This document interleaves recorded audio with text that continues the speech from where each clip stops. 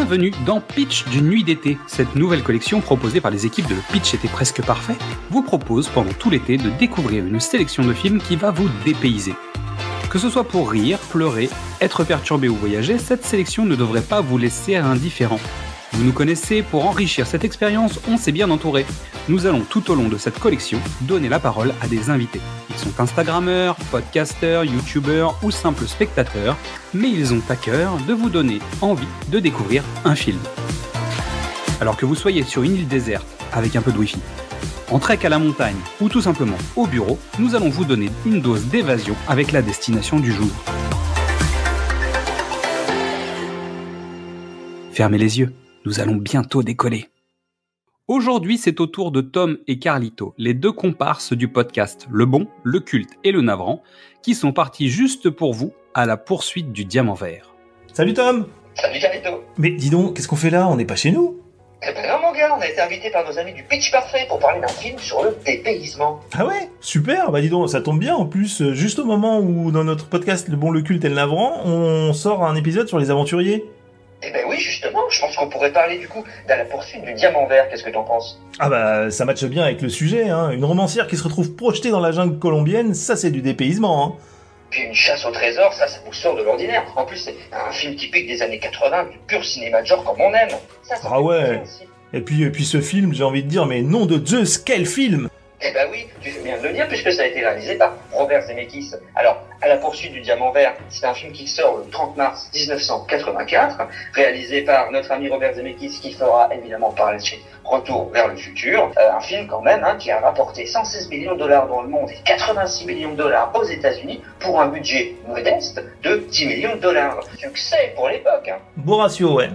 Et alors, dans ce film, on retrouve à la production, et puis acteur principal, Michael Douglas, évidemment, qu'on ne présente pas. On retrouve Kathleen Turner, que tout le monde connaît aussi parce qu'elle a joué dans Serial Mother, dans La Guerre des Roses, dans Peggy Sue s'est mariée, et puis l'inénarrable Danny DeVito. Tout ce trio fantastique réuni dans ce film, dont le titre original est en fait Romancing the Stone. Alors, est-ce que tu peux nous faire le pitch, Carlito? Bien sûr, avec plaisir. Quand la sœur de John Wilder, écrivaine new-yorkaise de romans à l'eau de rose, se fait kidnapper par des truands qui exigent qu'une carte envoyée à John par son défunt beau-frère leur soit renvoyée en échange de la vie de sa sœur, elle n'hésite pas une seconde et elle part pour la Colombie. Sauf que voilà, Joan, elle est pas plus aventurière que moi chanteur d'opéra. Et croyez-moi, si vous m'aviez entendu chanter, vous comprendriez de quoi je parle. Heureusement, elle va tomber sur Jack Colton, un aventurier peu scrupuleux qui va l'aider à se dépatouiller des griffes de l'ignoble Zolo, et aussi de deux petits truands à la petite semaine qui aimeraient bien faire main basse sur ce diamant. Évidemment, vous vous doutez que vont s'enchaîner les scènes improbables et cocasses de l'aventure, du suspense, de l'humour, le tout à un rythme haletant. Tout est fait pour qu'on ne s'ennuie pas, et même encore aujourd'hui, ça fonctionne vraiment bien. Ouais, clairement, c'est pour ça qu'on aime aussi ce film, c'est que clairement, au niveau de l'époque, ça s'inscrit complètement dans l'après Indiana Jones, mais ça apporte un petit plus au niveau du genre, parce que comme tu le dis, c'est à la fois de l'aventure, c'est pas mal d'humour, c'est de la romance aussi, donc c'est un film hyper complet, en plus avec des scènes d'action qui sont tout à fait sympathiques, on peut le dire encore aujourd'hui. Ah bah oui, elles tiennent très bien la route, c'est vrai, et puis tu le dis, c'est un hommage, c'est un film hommage entre guillemets à Indiana Jones, même si le scénario était antérieur à la sortie du film, mais on est quand même dans cette vague, on reconnaît bien cette veine-là, et puis c'est Robert Zemeckis à la réalisation, c'est quand même un très très grand monsieur. Pour moi, ce qui fait le succès du film aussi, c'est l'alchimie entre ces trois personnages, entre Danny DeVito, Kathleen Turner, Michael Douglas. Ça fonctionne hyper bien entre eux, ça se voit, et ça met à la fois du rythme, de l'ambiance au film. Le rythme aussi est intéressant. Je sais pas ce que t'en penses, mais... On s'ennuie pas une seconde dans le film. Et puis, on passe de l'humour à l'aventure et inversement. Et je trouve que, comme tu dis, les personnages, il y a une vraie alchimie entre les personnages. Jack Colton, le héros masculin, donc Michael Douglas, est à peu près l'opposé de l'homme parfait que cherche. Exactement. Donc du coup, on rit beaucoup parce que elle finira par tomber amoureuse de lui. Et c'est tout l'inverse du prince charmant qu'elle recherche. Ouais. Ça, c'est vrai que c'est très drôle tout au long du film. D'ailleurs, Colton, il arrive seulement à la 26e minute du film. Alors ça pour dire qu'en fait, Zemeckis, tu le disais, c'est un super réal, mais il prend le temps de tout poser. Bien sûr. Dans le personnage et tout, du coup, on s'attache encore plus à elle, en l'occurrence, à John Wilder. Et puis d'ailleurs, on peut le dire, un peu à la différence des Indiana Jones, là, le diamant, certes, ils sont à la poursuite de ce diamant vert, comme le titre l'indique, mais en fait, c'est presque un peu un prétexte. C'est un prétexte pour installer la romance entre deux êtres complètement opposés, et c'est ça qui fait le sel du film.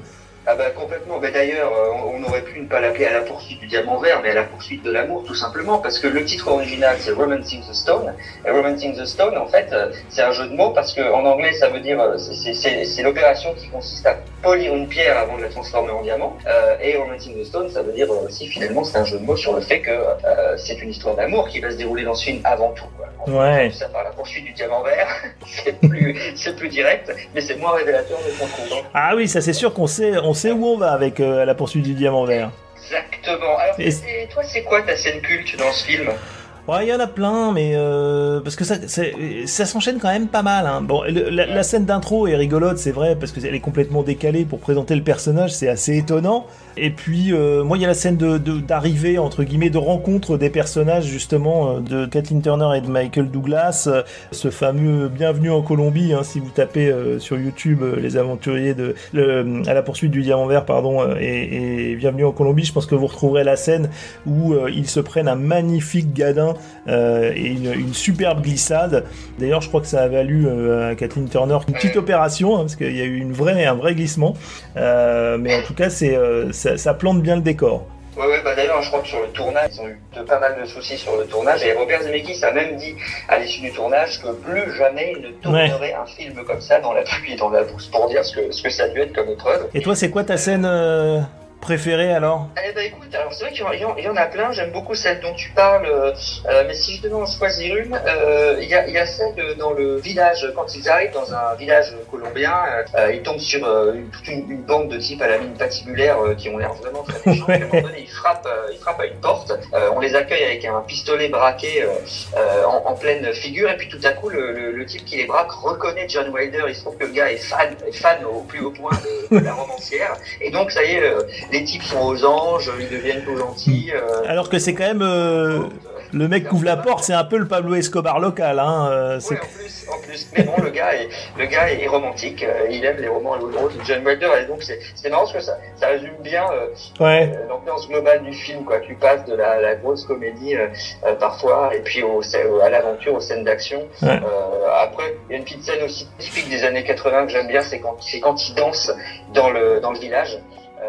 Oui. Il danse, il tombe amoureux, donc il y a tout ce côté hyper kitsch, mais qui fonctionne bien aussi, quoi. Ouais. On espère en tout cas.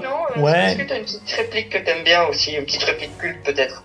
Ah bah le Bienvenu en Colombie est pas mal, et puis sinon il y a.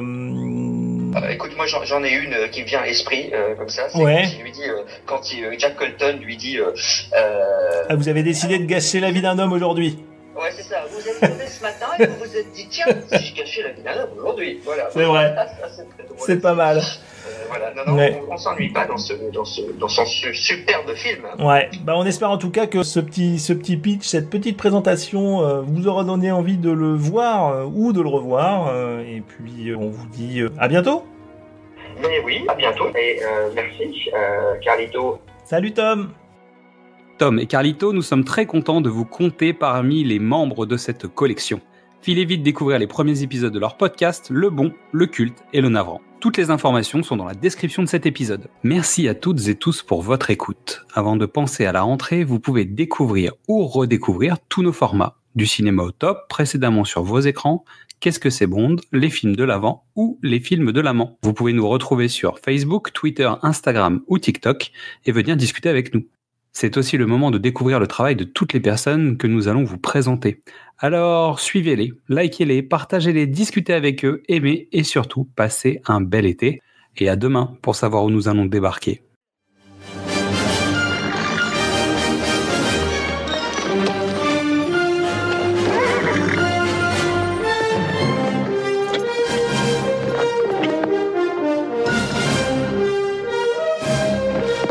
saura jamais pourquoi dans l'Ouest, les pires salauds ont toujours des frères qui apparemment ne sont au monde que pour les venger.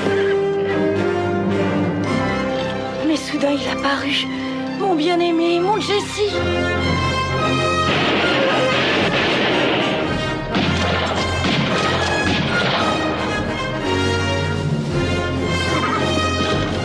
Celui sur qui je pouvais compter, le seul, l'unique. À son approche, mon cœur battait si fort que j'en avais le vertige. Je n'en pouvais plus d'attendre que ses doigts brûlants viennent se poser sur ma peau.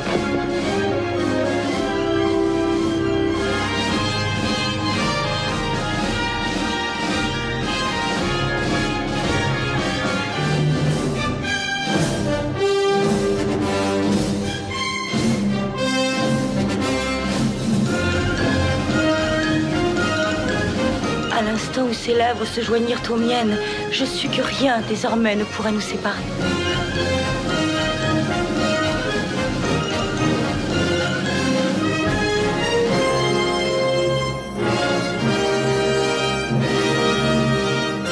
Je fus dès lors certaine que nous étions réunis pour toujours. Oh, que c'est beau!